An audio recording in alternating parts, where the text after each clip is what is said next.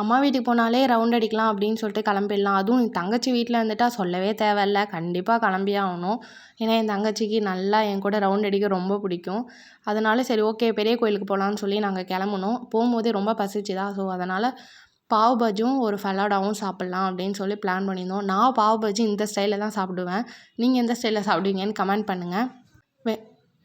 Vanilla, butterscotch, ஸ்ட்ராபெரின்னு சொல்லிட்டு 3 ஃப்ளேவரை அல்டிமேட்டாக ஃபலோடா பண்ணி கொடுத்துருந்தாங்க. சாப்பிட்டோன்னே அவ்வளோ ஒரு ஃபில்லிங்காக இருந்தது. நானும் என் தங்கச்சியும் சேம் கலர் ட்ரெஸ் போட்டுட்டு கோவிலை நல்லா சுற்றி பார்த்துட்டோம். இந்த குளத்த பார்க்குறப்பலாம் எனக்கு அப்படியே சின்ன வயசு மெமரிஸ் தான் ஞாபகம் வரும்.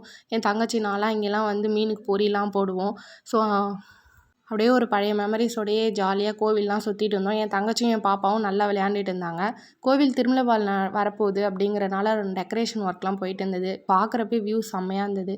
அப்படியே கோயிலையும் நல்லா சாமிலாம் கும்பிட்டுட்டு அப்படியே எங்கள் வீட்டுக்கு ரிட்டர்ன் ஆயாச்சு. இந்த வீடியோ பிடிச்சிருந்தா லைக் பண்ணுங்கள். டாடா பாய். see you next video.